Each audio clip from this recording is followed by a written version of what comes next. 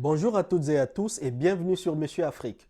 Aujourd'hui, nous abordons un sujet phare de l'actualité béninoise, la candidature officielle de Kémi Séba à l'élection présidentielle de 2026. Cette annonce, faite le 5 janvier 2025, marque une étape importante dans le paysage politique. Mais au-delà de cette nouvelle, cette candidature soulève des questions cruciales. Pourquoi le contexte actuel la rend-elle possible? Quels sont les défis majeurs auxquels Kémi Séba devra faire face? Quels sont les enjeux pour le Bénin et ses partenaires internationaux? Et surtout, comment comparer ces critiques avec les réalisations du gouvernement sortant?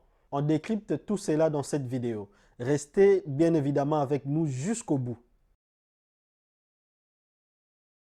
Le 5 janvier 2025, dans une vidéo publiée sur ses réseaux sociaux, Kémi Séba a officialisé sa candidature à l'élection présidentielle béninoise de 2026. Avec cette annonce, Kémi Séba se positionne comme un candidat de rupture, dénonçant une dépendance économique et politique à l'égard des puissances étrangères, notamment la France. Un système électoral qu'il juge verrouillé, limitant l'accès aux candidatures indépendantes. Des inégalités sociales grandissantes qui, selon lui, frappent durement les populations rurales et les jeunes.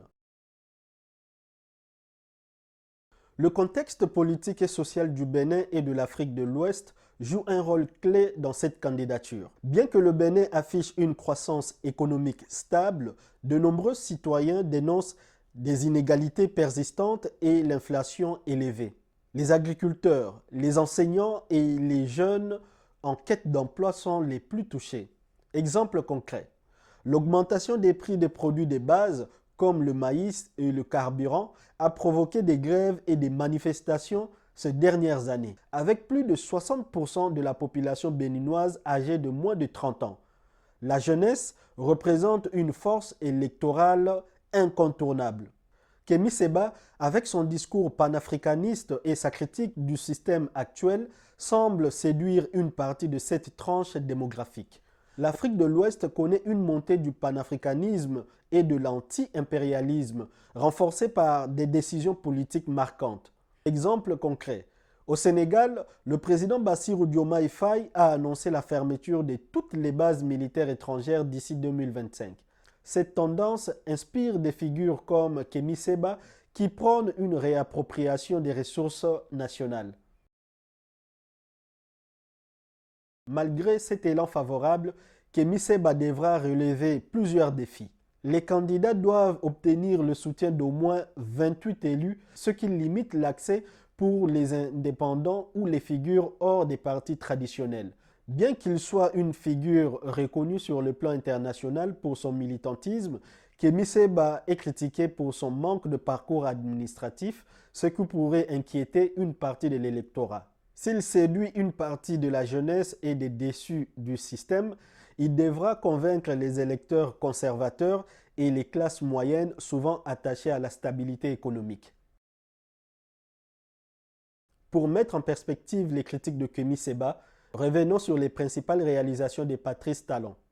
Modernisation des infrastructures, routes et énergie. Le réseau routier a été renforcé, facilitant les échanges économiques. Le taux d'accès à l'électricité a également progressé, atteignant 65% en 2024. Port de Cotonou. Sa modernisation en a fait un hub logistique majeur pour l'Afrique de l'Ouest.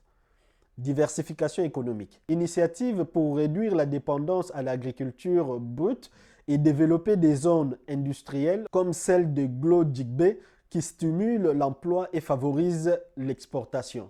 Développement des centres de santé régionaux et amélioration des infrastructures scolaires, bien que des disparités subsistent entre les zones rurales et urbaines.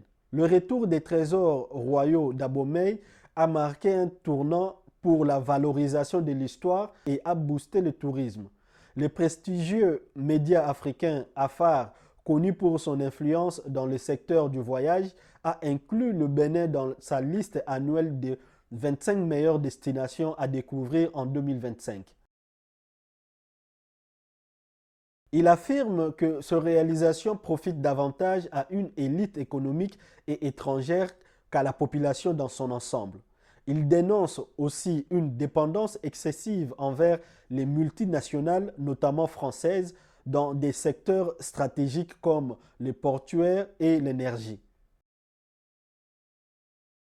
Avec Patrice Talon en fin de mandat, cette élection sera un baromètre de l'ouverture politique du pays. Les électeurs devront choisir entre une continuité économique axée sur les réformes des Talon et une rupture radicale portée par Kémi Séba. Une victoire de Kémi Séba pourrait influencer d'autres mouvements panafricanistes en Afrique de l'Ouest, renforçant la pression sur les anciennes puissances coloniales. Les partenaires du Bénin, notamment la France et les institutions financières, surveilleront de près les élections qui pourraient redéfinir les relations économiques et diplomatiques du pays.